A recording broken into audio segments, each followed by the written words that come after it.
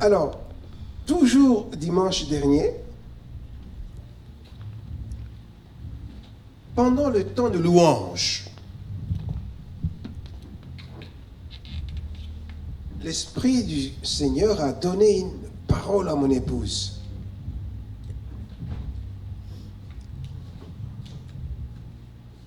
La vérité. La vérité. La vérité.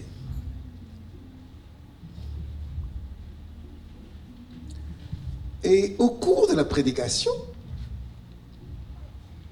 voilà que le Seigneur confirme la parole que l'Esprit avait mise dans le cœur de mon épouse, la vérité. Pendant la prédication, j'ai posé la question, mais quelle est cette référence qui fait que nous puissions avoir une ferme assurance? Nous avons donné 4 raisons. Je relève seulement 2 qui concernent Dieu lui-même. Nous avons à avoir une ferme assurance puisque nous avons un Dieu vivant et vrai. Nous avons à avoir une ferme assurance pour marcher dans la foi puisque nous avons un Dieu qui n'est pas un homme pour mentir. Ce qu'il dit, c'est la vérité. Et ce qu'il dit s'accomplit. La vérité. Avec insistance dans l'esprit. La vérité. Quand j'ai fini la prédication et que nous nous sommes retrouvés, mon épouse et moi, elle a partagé avec moi ce que Dieu avait mis dans son esprit. Et il a dit, mais le fait que Dieu me l'a mis avant même que tu ne prêches, et que pendant la prédication, tu touches cet élément de la solidité de notre foi qui est fondée sur la vérité, Dieu veut vraiment qu'on parle sur la vérité.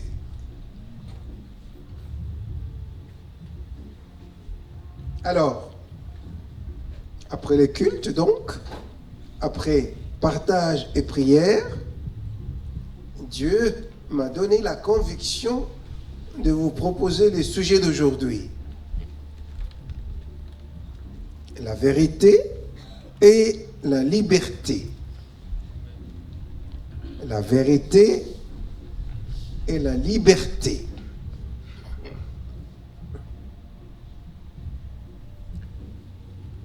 Je vais les développer en 7 points. Le premier point, la vérité et la liberté en philosophie. Quand on vient à l'église, on ne vient pas pour la philosophie. Mais vous savez, quand je faisais la théologie, et dans toutes les facultés de théologie, on fait la philosophie. Et quand j'avais expliqué à certains missionnaires que je faisais la philosophie, ils ont dit, oh là là, ça c'est pour les païens. Et pourtant, la Bible parle de la philosophie. Quand vous lisez Colossiens, il dit bien clairement, faites attention à des philosophies qui peuvent vous séduire avec les éléments du monde. Donc la philosophie, la Bible en parle.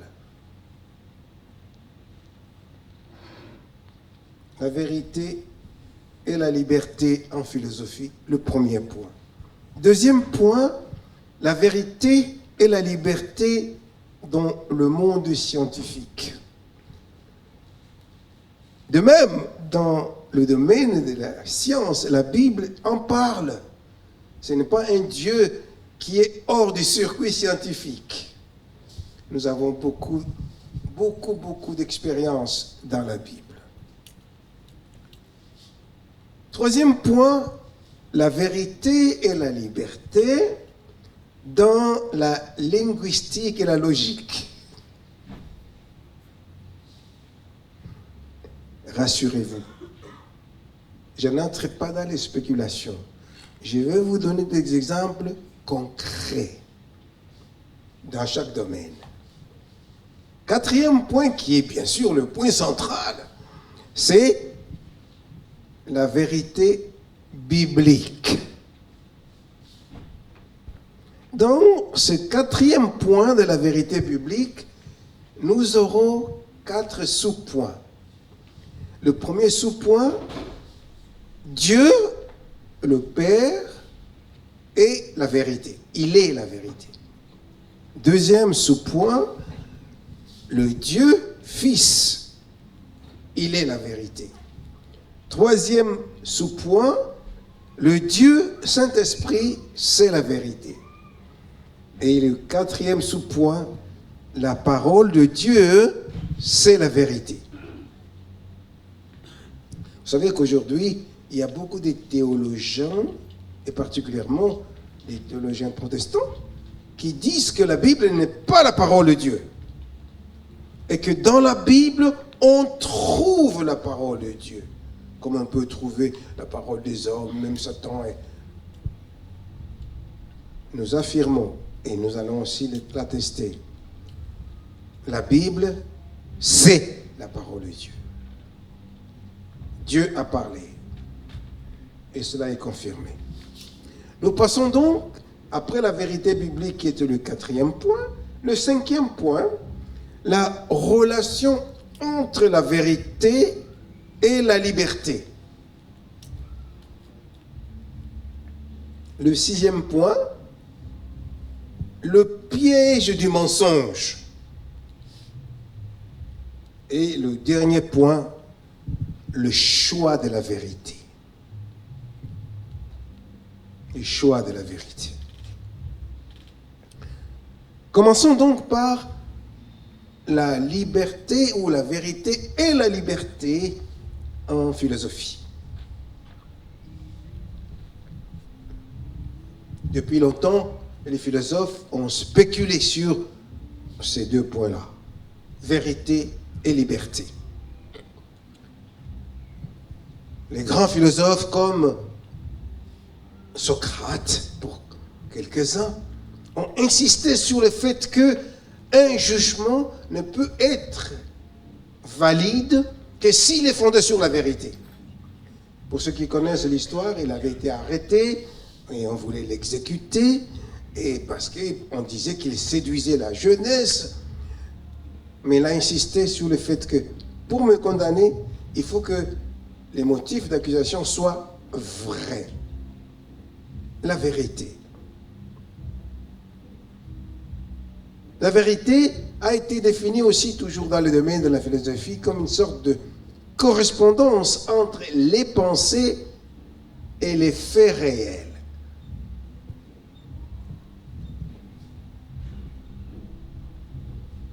Certains ont dit, mais comme l'être humain est incapable de connaître tous les faits réels, donc la vérité est inconnaissable.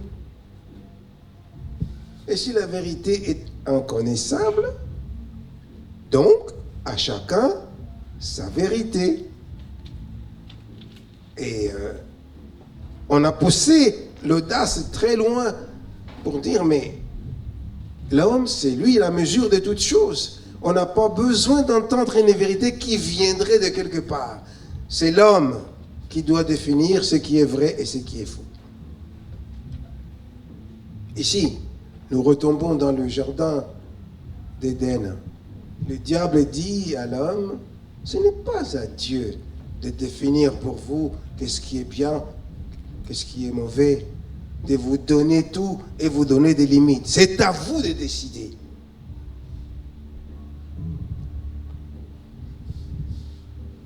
Aujourd'hui, où nous parlons, cette fausse vérité de la philosophie court encore dans les lycées comme dans les universités, sous forme de l'existentialisme athée, où chacun, sans référence à aucune autre valeur préétablie, décide qu'est-ce qui est vrai, qu'est-ce qui est faux. Nous pourrons dire à ce moment-là, autant d'hommes, autant de vérités, sur le même point. Que Dieu donne la sagesse pour ne pas tomber dans ce piège. Le point numéro 2, la vérité et la liberté dans le monde scientifique.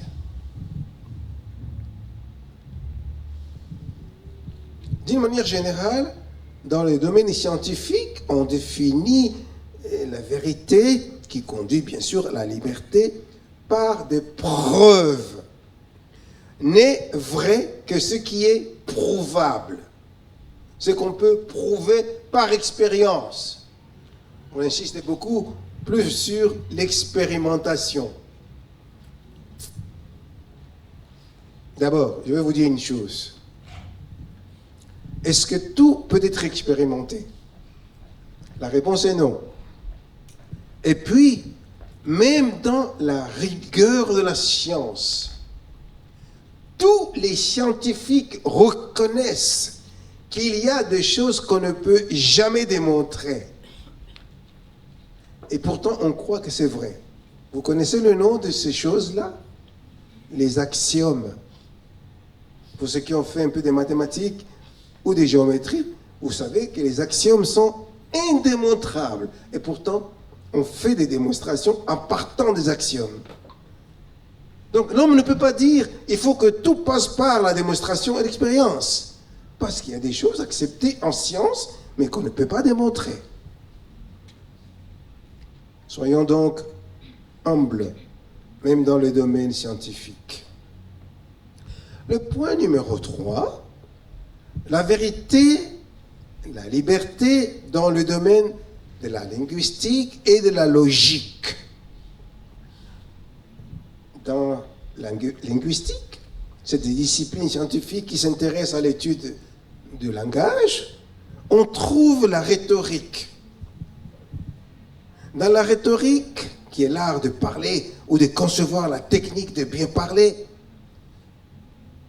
on trouve quelque chose de particulier qu'on appelle syllogisme.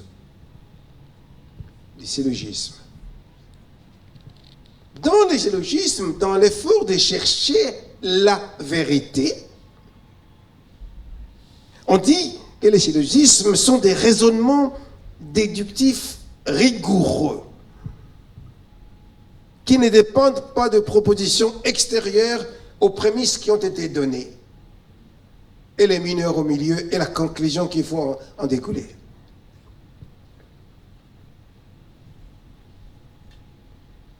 Les syllogismes. Je vous donne un exemple. La lettre B. Si on dit que la lettre B est équivalent à la lettre A, suivez la logique, et qu'on dit que la lettre C, c'est l'équivalent de la lettre B, quelle est la conclusion que vous tirez?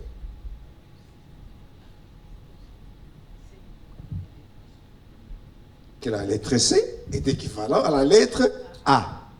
Voilà la logique. C'est normal de déduire à partir des prémices, on passe par les milieux et on arrive à des conclusions.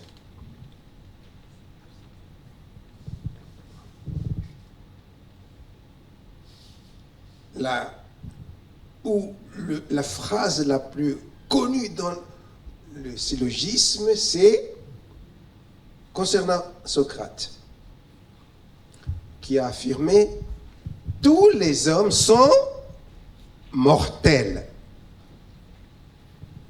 Voilà les prémices. Si tous les hommes sont mortels, et que Socrate est un homme, donc Socrate est mortel. Nous sommes d'accord sur la déduction et la conclusion. Et voilà que, et c'est là, dans l'effort de chercher la vérité, c'est là que nous trouvons la subtilité du diable dans la logique. Ce que nous venons de dire semble logique, cohérent, rigoureux. Mais est-ce que tous les syllogismes conduisent à la vérité? Est-ce que quelqu'un peut oser donner un exemple de syllogisme qui ne conduit pas à la vérité? Je vous en donne déjà un, où il est dit, c'est par Platon, celui qui se sert d'une chose est distinct de la chose. Vous l'accordez. Si vous vous servez de quelque chose, vous êtes différent de la chose que vous utilisez. il les poursuit. Or, l'homme se sert de son corps. Donc, l'homme est distinct de son corps. Vous voyez la conclusion de la logique où ça peut aboutir. Je vais plus loin. Je vais plus loin pour vous montrer que cette logique-là conduit même aux choses complètement diaboliques. Un exemple, toujours dans les cadres de la recherche de la vérité. Un exemple, c'est particulièrement ce qui conduit à l'idolâtrie. Nous prenons comme prémisse,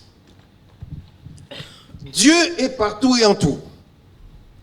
Vous le concédez si vous le croyez. Or, Dieu doit être adoré. La conclusion, pour déduire de là, donc, on peut adorer Dieu partout et en tout. En d'autres termes, même dans les bois, dans l'arbre, dans la pierre, dans les... Parce qu'il est partout.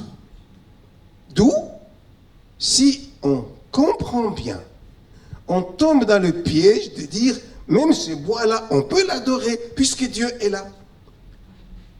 Dans le domaine de la philosophie, on a parlé du panthéisme.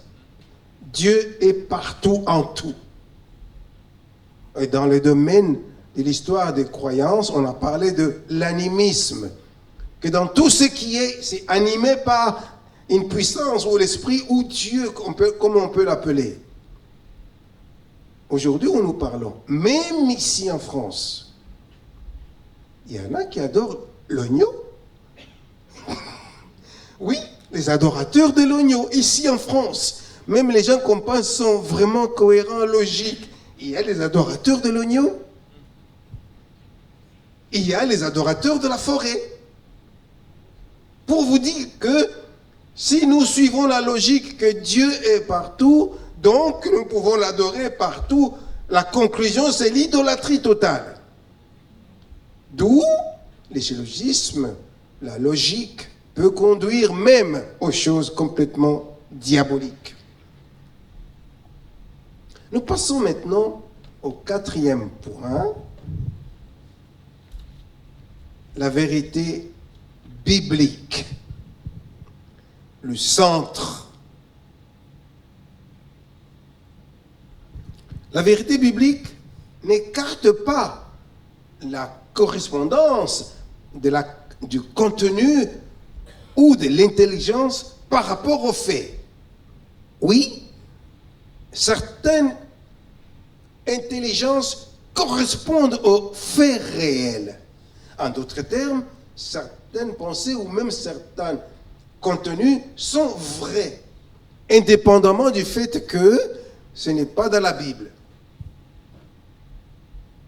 Les faits, en sociologie, ma femme qui a fait la sociologie, on parle de faits sociaux. Vous voulez expérimenter quelque chose ou vérifier quelque chose, n'affirmez jamais des choses sans avoir de faits. Tu as vu, tu as expérimenté, il faut être vrai que ces faits-là sont vrais pour pouvoir en parler avec certitude. Dieu est celui qui, par sa parole, parle seulement. Et en parlant, et sa parole produit des faits. Que la lumière soit. Et la lumière fut. Alléluia. Parole, fait. Puisque Dieu a parlé. D'ailleurs, c'est exactement cette logique que Pierre va employer en disant « Mais Seigneur, nous avons péché toute la nuit, on n'a attrapé aucun poisson. Mais sur ta parole, je vais jeter le filet. » Et quand il a jeté le filet sur la parole du Christ, vous connaissez, pour ceux qui connaissent l'histoire, le miracle s'est produit. 150 gros poissons au point où le filet commençait à même se déchirer. Puisque Dieu a parlé. Alors, je me souviens, nous étions à un certain moment à la Libre, au Rwanda, à la Maison de la Bible, parce que je devais publier un livre. Et le directeur de la Maison de la Bible me dit, est-ce qu'avant d'aller à l'imprimerie, on peut d'abord passer à la maison? Je lui ai dit, ok. Nous arrivons à la maison, il me dit, sa femme, Déborah, était malade, allongée, et elle n'a pas le droit de quitter le lit, parce qu'il y avait question d'embolie pulmonaire. Si elle se levait, il y avait risque de caillots, et ça pouvait entraîner la mort. Nous entrons dans la chambre, il me dit, elle est là. Il dit, prie pour elle. C'est le mari qui demande, hein. J'impose les mains à Déborah. Je demande seulement à Jésus, c'est ce que tu as promis, que tous ceux sur qui vous imposerez les mains, ils seront. Maintenant, je dis, Jésus, comme je vous parle là, Seigneur Jésus, maintenant, confirme ta parole. Parce que c'est toi qui l'as dit.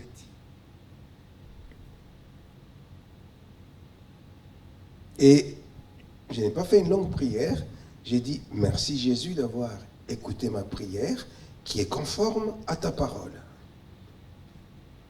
Juste quand je voulais sortir de la chambre, on voit Déborah qui réunit ses forces et qui tient le lit pour se lever. Son mari lui dit, mais attends, Déborah, qu'est-ce que tu nous fais là? Écoutez bien ce qu'elle a dit.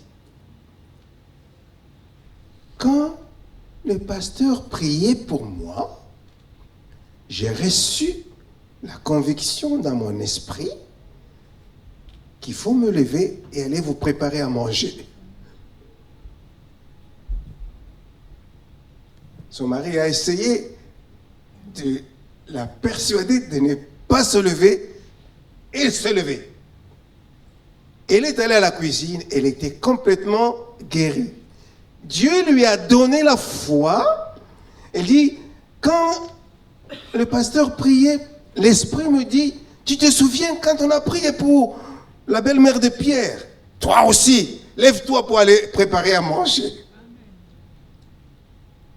Oui, quand Dieu parle, les choses se passent. Puisqu'il ne dit que la vérité. C'est la vérité. Vous avez vu, pour ceux qui étaient là, bien sûr, dimanche dernier, vous avez vu, nous sommes passés en revue beaucoup de témoins de la foi. Pour marcher dans la foi, il faut se fonder sur la parole de Dieu. Nous avons vu beaucoup de témoins, que ce soit des grandes personnes comme Abraham et les autres, que ce soit des jeunes gens comme Joseph, ainsi de suite, Daniel. La foi les a soutenus au point où ils étaient capables même d'affronter le roi pour lui dire, ô roi, sache que nous n'allons pas nous prosterner devant la statue, sinon Dieu va nous délivrer. Si même il ne nous délivre pas, nous sommes prêts à entrer même dans la fournaise. La foi. Dieu honore la foi. Dieu soutient la foi. Le juste vivra par la foi. Oui, dans la vérité biblique, nous avons, c'est Dieu qui parle. C'est Dieu qui transforme les choses. Puisque sa parole, c'est la vérité. Dans Ésaïe, chapitre 65, verset 16, voici ce qui est écrit. Celui qui voudra être béni dans le pays, il voudra l'être par le Dieu de vérité. Et celui qui va jurer dans ce pays, va jurer par le Dieu de la vérité.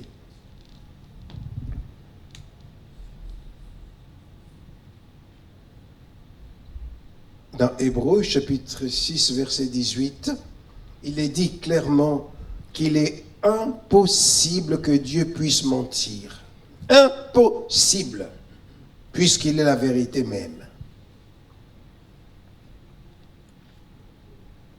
un passage qui clôture la première épître des Jean, chapitre 5, verset 20, nous dit ceci.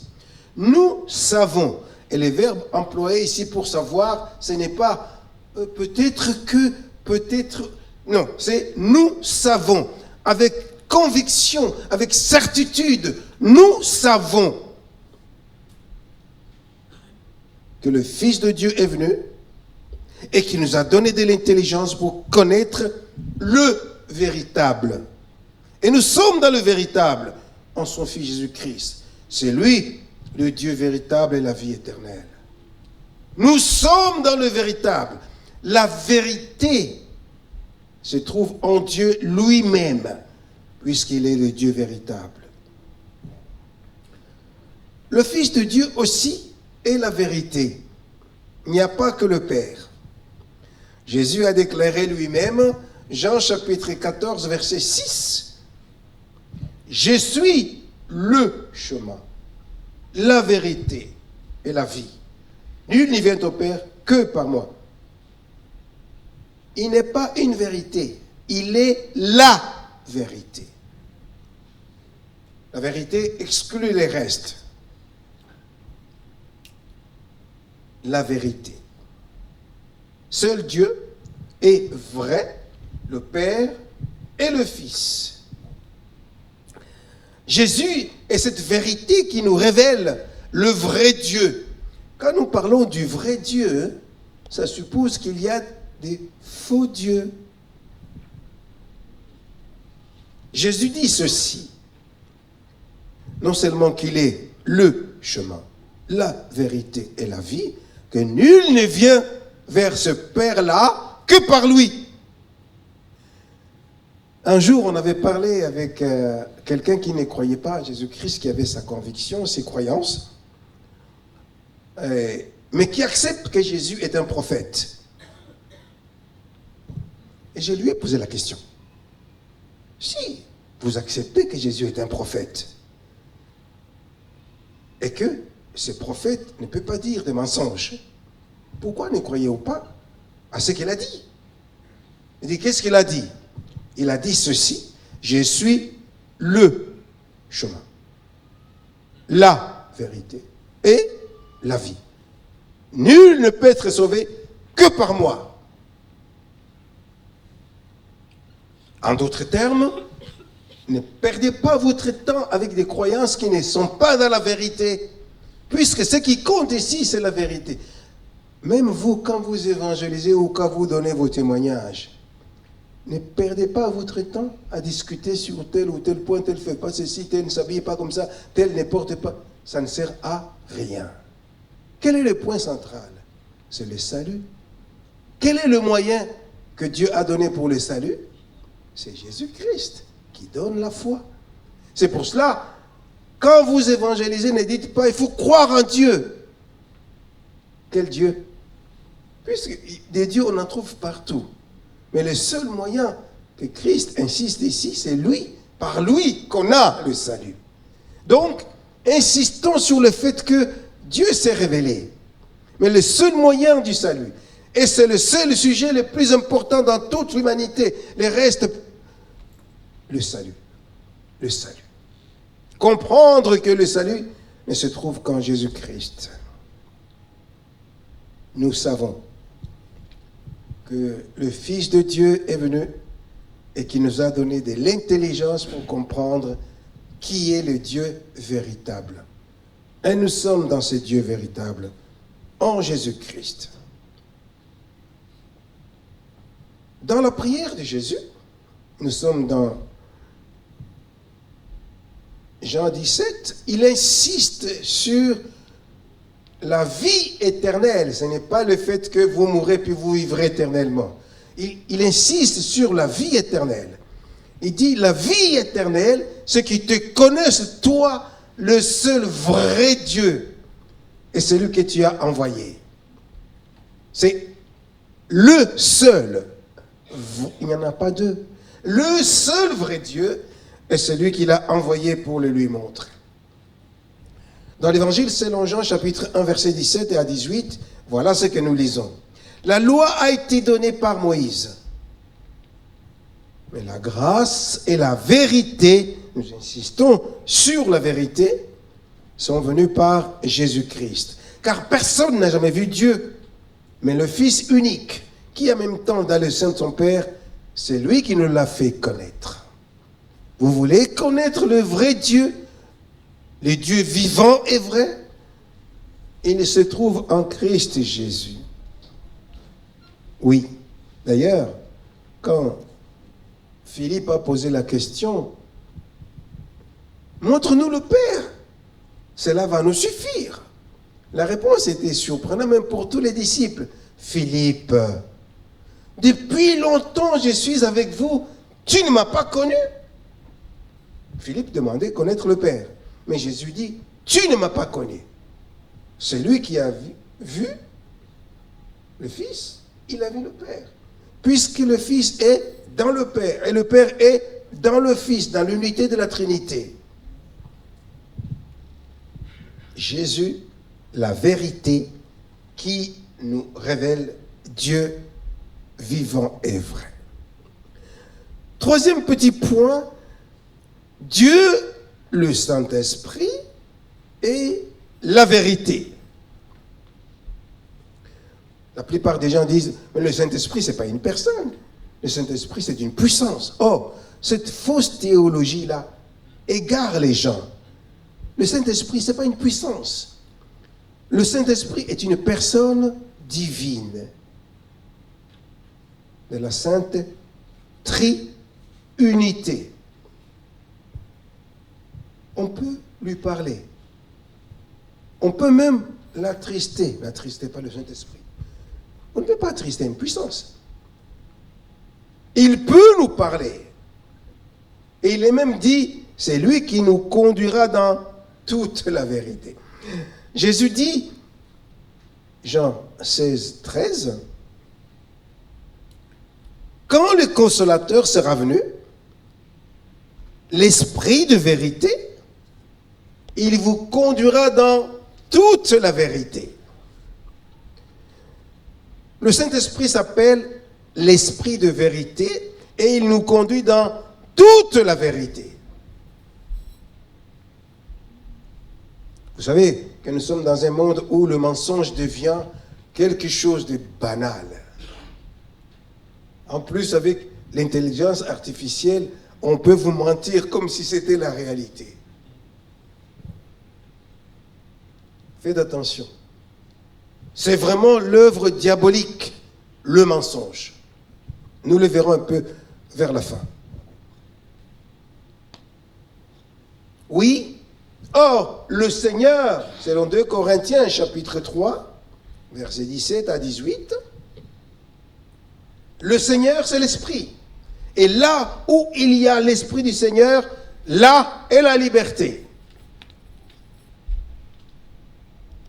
Nous tous, qui, le visage découvert, contemplons comme dans un miroir la gloire du Seigneur, nous sommes transformés de la même image, de gloire en gloire, comme par le Seigneur, l'Esprit. L'Esprit nous avait convaincus du péché. L'Esprit nous avait conduits à la repentance. L'Esprit nous a régénérés.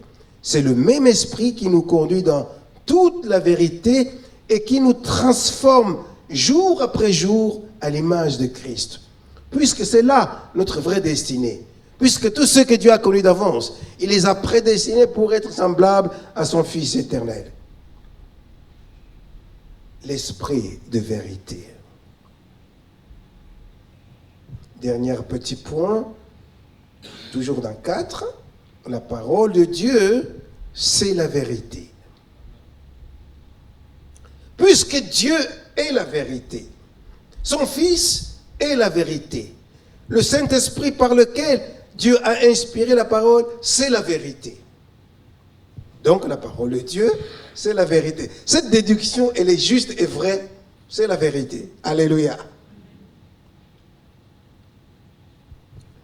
Dans les psaumes 119, le verset 29 et 30, et aussi bien sûr vers la fin, le verset 160.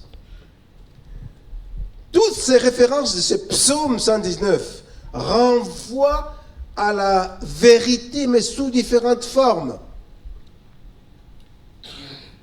Le psalmiste dit « Éloigne de moi la voix du mensonge. Accorde-moi la grâce de suivre ta loi. J'ai choisi la voie de la vérité. » Nous reviendrons sur ce verset à la fin, parce que le dernier point, le point 7, c'est choisir la vérité. J'ai choisi la voie de la vérité et je place tes lois devant mes yeux. Le fondement de ta parole, c'est la vérité. Et que toutes ces lois sont justes et éternelles.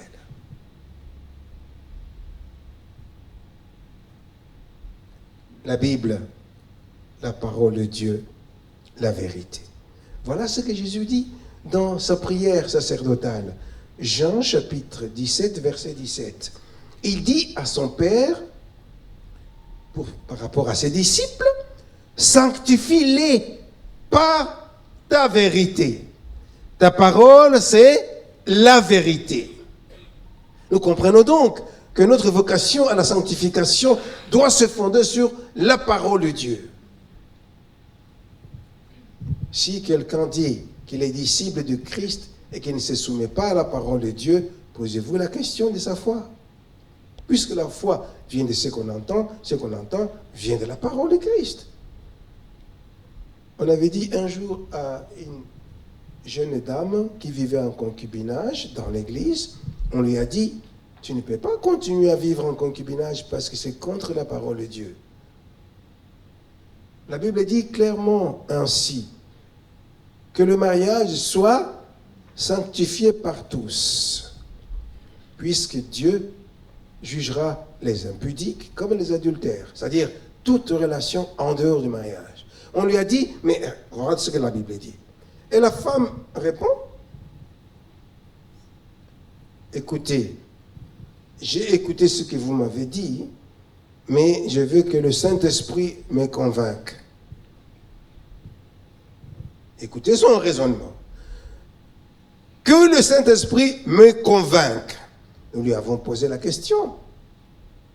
Mais qui a inspiré cette parole si ce n'est pas le Saint-Esprit?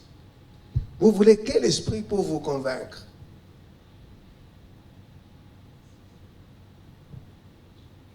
La Bible nous dit, mettez en pratique la parole de Dieu. Ne vous bornez pas vous-même en vous trompant vous-même par de faux raisonnements. La parole de Dieu, c'est la vérité. Nous passons au 5e point. Nous allons assez rapidement, il ne reste que 3. La relation entre la vérité et la liberté. Jésus dit dans l'Évangile selon Jean, chapitre 8, versets 31 à 32. Il dit, si vous demeurez dans ma parole, vous êtes vraiment mes disciples. Vous connaîtrez la vérité et la vérité vous affranchira, c'est-à-dire vous donnera la liberté. Connaître la vérité, s'approprier la vérité, affranchit, donne la vraie liberté.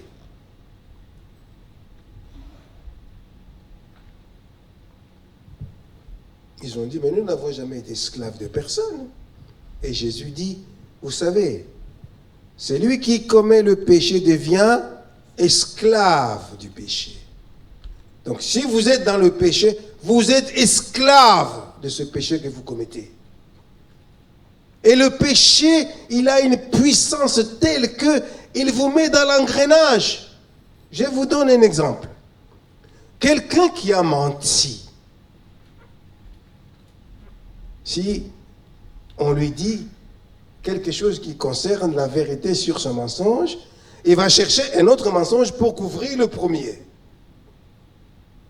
Et si on lui dit aussi sur le deuxième, il va chercher un autre pour couvrir le deuxième. C'est l'engrenage total. Vouloir cacher le mal. Vous prenez le cas d'Ananias et Saphira. ils vendent leurs produits, ils viennent mentir aux apôtres qu'ils ont vendu tout, et tout ce qu'ils ont déposé là, c'est toute la totalité de leur vente. Mensonge du diable. Et on ne s'amuse pas avec le Saint-Esprit. Le Saint-Esprit pose la question. Comment est-ce que le diable a rempli votre cœur au point où vous venez mentir au Saint-Esprit? Là aussi, c'est un élément qui montre bien que le Saint-Esprit, ce n'est pas une puissance, c'est deux personnes. Parce qu'on ne peut pas mentir à une puissance. Ils ont menti, qu'ils ont vendu et tout donné pour le partage. Et quand on leur pose la question, ils disent oui, c'est à ce prix-là que nous l'avons fait. Quel engrenage. Sa pauvre femme arrive, sans savoir ce qui s'est passé, on lui pose la même question. Est-ce que c'est à ce prix-là que vous avez vendu votre bien? Oui, c'est à ce prix-là. Mensonge. Le mensonge conduit à la mort. Et la plupart des gens ne savent pas. Il faut vraiment veiller, puisque le mensonge appartient au diable.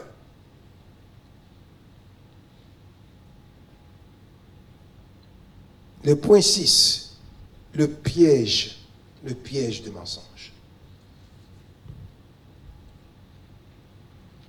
Jésus dit dans l'évangile selon Jean, chapitre 8, verset 44, « Vous avez pour père le diable, et vous voulez accomplir le désir de votre père.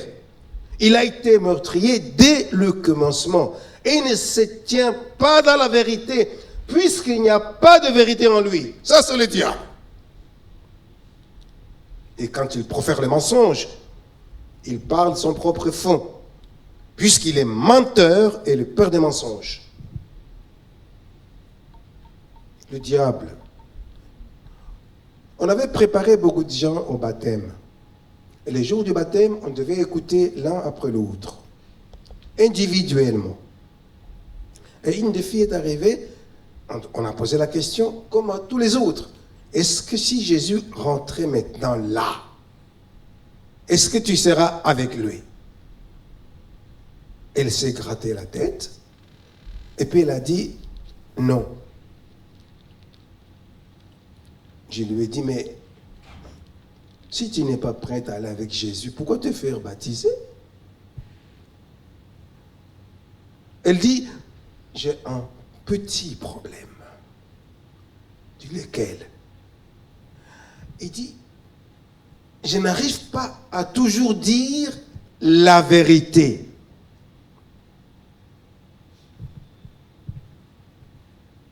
Je la regarde dans les yeux.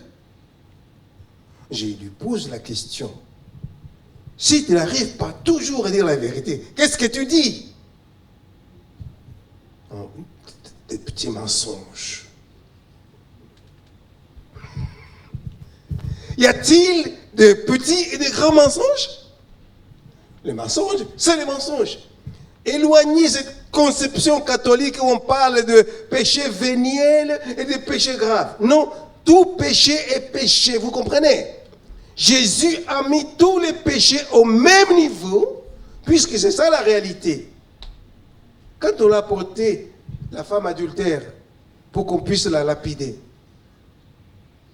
Moïse a dit, de telles femmes, il faut les lapider. Jésus les regarde.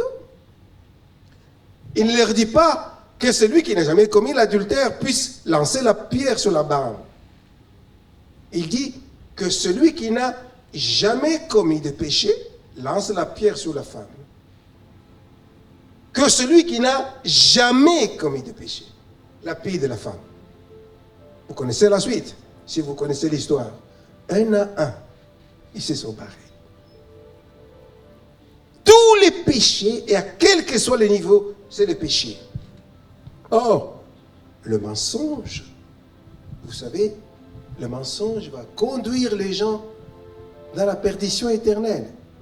Non seulement ils sont esclaves pendant qu'ils vivent sur la terre, mais ils risquent de connaître la mort pour l'éternité, puisque c'est du côté du diable.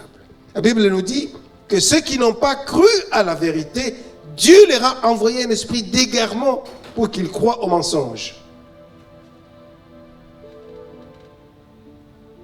Ne continuez pas à résister à la vérité, puisque vous risquez d'avoir un esprit d'égarement.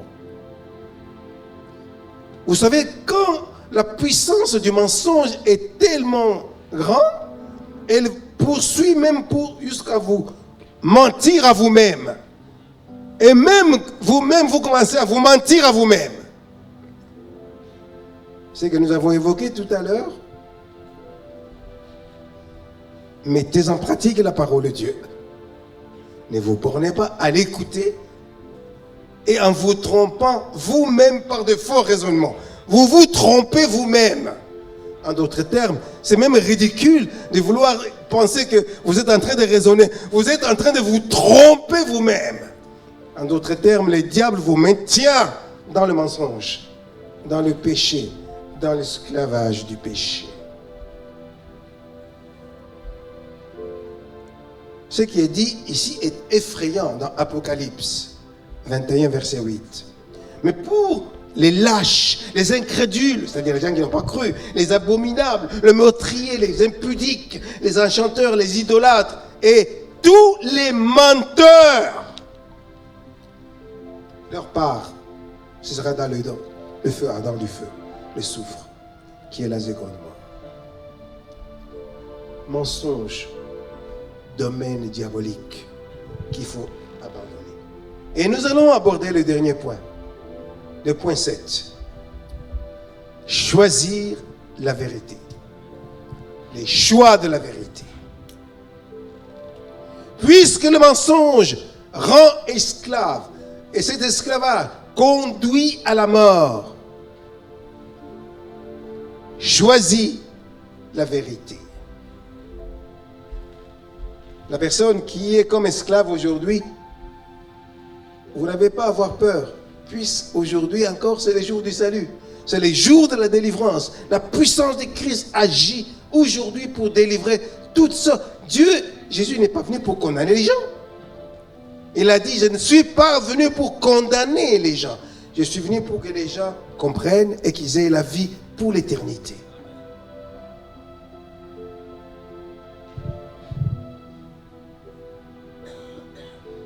2 Corinthiens chapitre 13 verset 8. L'apôtre Paul déclare: nous n'avons pas de puissance contre la vérité. Nous n'en avons que pour la vérité. Vous voyez bien, c'est vraiment tranché. En d'autres termes, quand nous sommes devant la vérité, nous capitulons. Nous ne cherchons pas de faux arguments pour justifier notre mauvaise conduite. Devant le mal, nous disons non. Mais devant la vérité, nous disons oui. Clairement, sans chercher les arguments. Nous n'avons pas de puissance contre la vérité. Nous n'en avons que pour la vérité.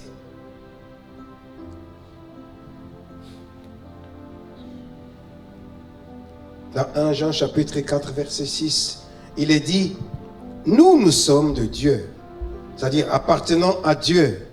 Celui qui connaît Dieu, il nous écoute. Mais celui qui n'est pas de Dieu, c'est-à-dire qui n'appartient pas à Dieu, il ne nous écoute pas. C'est par là que nous connaissons l'esprit de la vérité et l'esprit de l'erreur. La vérité. La vérité. Nous allons voir l'exhortation qui est donnée aux Éphésiens chapitre 4, versets 20 et suivants. Mais vous, ce n'est pas ainsi que vous avez appris Christ, si du moins vous l'avez entendu, et si conformément à la vérité qui est en Christ ou en Jésus. C'est en lui que vous avez été instruits à vous dépouiller, eu égard à votre vie passée, du vieil homme qui se corrompt par des convoitises trompeuses, à être renouvelé dans l'esprit, dans votre intelligence, et à revêtir l'homme nouveau, créé selon Dieu, dans la justice et la sainteté que produit la vérité. Écoutez bien l'ordre ou la recommandation ou l'exhortation forte. C'est pourquoi renoncez au mensonge et que chacun de vous parle selon la vérité à son prochain, puisque nous sommes tous membres les uns des autres. Renoncez au mensonge. Quittez le royaume du diable. Dites à Satan, jusqu'à présent, tu m'as maintenu dans le mensonge, en justifiant le mensonge, en accumulant. Jusqu'à présent, tu as joué comme ça. Désormais, j'ai choisi de marcher dans la vérité. J'ai choisi, comme nous l'avons vu dans le psaume 119, versets 29 à 30. J'ai choisi la voie de la vérité. Bonne nouvelle. L'évangile, il ne faut pas avoir peur. Pour dire, si j'accepte l'évangile, je risque d'abandonner ça. Parce que dans l'évangile, c'est des lois. L'évangile, ce n'est pas une histoire de lois. L'évangile, c'est une histoire de liberté. C'est pourquoi nous avons parlé de la vérité et de la liberté. Vous pouvez imaginer ce que l'apôtre Paul dit dans 1 Corinthiens chapitre 6, verset 12. Tout m'est permis, mais tout n'est pas utile.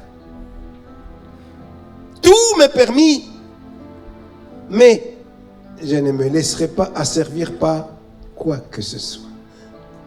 Si vous comprenez ce qui est derrière, c'est que je peux faire tout, sauf ce qui vole ma liberté.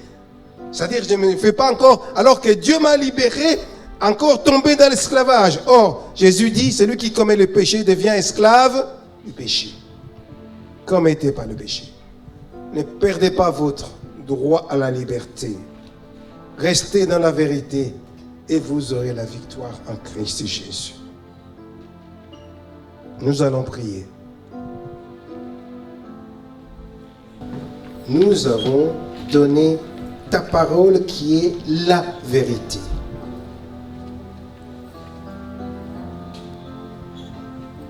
Nous nous limitons à ce que tu nous as demandé de dire. Nous laissons la place au Saint-Esprit seul, capable de convaincre du péché, amener à la repentance et donner la force de répondre à l'invitation que toi tu donnes.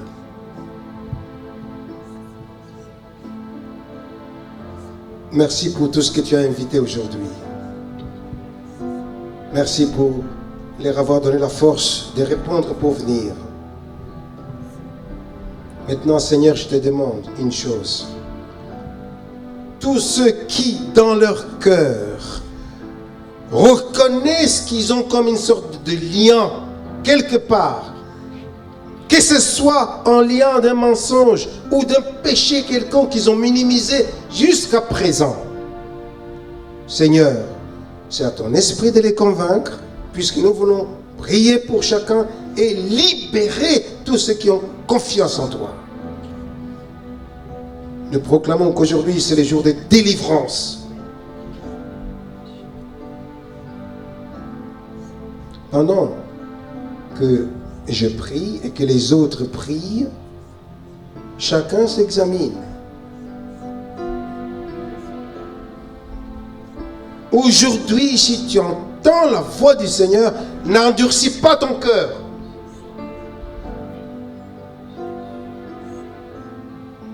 Dieu veut te libérer. Dieu veut te donner un départ nouveau.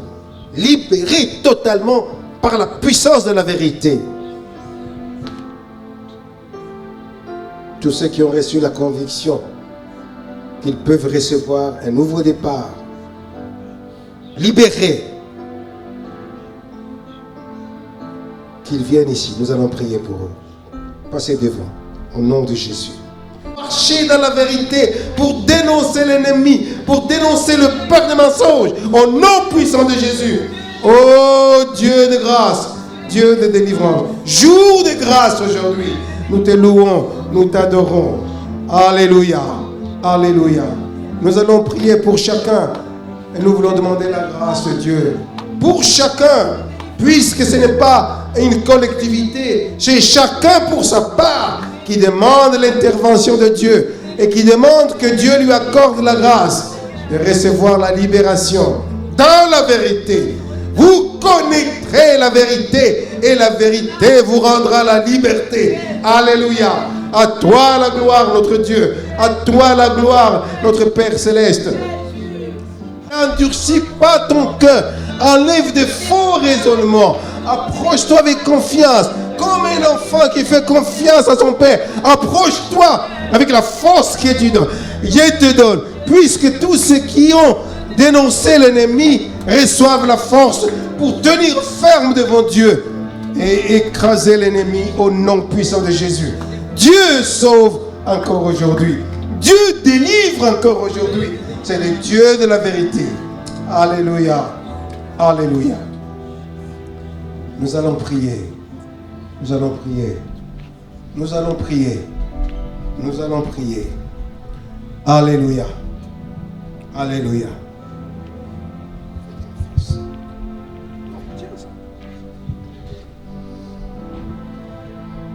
Notre Dieu, Dieu de vérité, Père éternel, Dieu tout-puissant, quand tu dis quelque chose, Seigneur, tu veux toucher les fonds du cœur.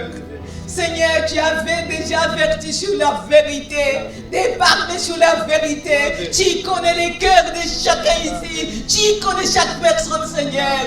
Personne ne peut se cacher devant toi. Personne ne peut se dérober. Oh, Saint-Esprit, Esprit du Dieu vivant, Esprit de vérité, Esprit de vérité. Oh, Seigneur, sauve, sauve, sauve. Délivre, Seigneur. Délivre notre Dieu. Nous t'implorons, Seigneur, Seigneur, délivre, nous te supplions, délivre, nous t'implorons. S'il y a ceux qui doutent encore, Seigneur, que tu convainques par ta puissance, oh Saint-Esprit, par ta puissance, la puissance qui libère, la puissance qui libère, oh Saint-Esprit, nous sommes devant toi, notre Dieu, et les consolateurs est avec nous, les consolateurs qui libèrent et qui continuent à consoler et qui continuent à soutenir. Oh, gloire à toi, oh Dieu qui sauve, gloire à toi Yahweh, gloire à toi, éternel des armées, Dieu tout-puissant. Seigneur, tu as vu toutes ces âmes devant toi, notre Dieu, notre Père céleste, tu as vu toutes ces âmes, Seigneur, ils sont devant toi, Père éternel, que tu délivres, Seigneur, que tu délivres, notre Dieu, que tu enlèves ces péchés de mensonges, oh Seigneur, que tu enlèves toutes sortes de péchés et que tu t'installes dans la vie de chacun. Installe-toi, Seigneur, dans la vie de chacun, oh notre Dieu. Béni soit ton nom, Yahweh, béni soit ton nom, éternel des armées, notre Dieu, que tu les remplisses de ta puissance pour qu'ils soient des bons témoins. Alléluia, gloire à toi Yahweh, gloire à toi, éternel des armées, Dieu tout-puissant. Seigneur, déverse les bénédictions, déverse ta puissance. Seigneur, allume ce feu dans la vie de chacun, allume ce feu divin dans la vie de chacun. Oh, gloire à toi, alléluia, alléluia, oh, gloria ton nom, alléluia, alléluia, alléluia, alléluia. Merci Seigneur, merci notre Dieu. Alléluia, alléluia. Alléluia. Le Dieu de grâce est avec nous. Alléluia. Si le Fils vous affranchit, vous êtes réellement affranchis et libres. Nous proclamons cette libération au nom puissant de Jésus. Oui, gardez jalousement cette libération. Vous êtes libre, mais vous ne permettra pas à ce que quelque chose qui vous ravit la liberté vienne occuper votre vie. Le Saint-Esprit vous conduira dans toute la vérité. Écoutez la vérité. Marchez dans la soumission à la vérité. Vous verrez la victoire dans votre vie. Que Dieu vous bénisse et bénisse chacun de vous. Au nom puissant de Jésus. Amen. Soyez bénis au nom de Jésus.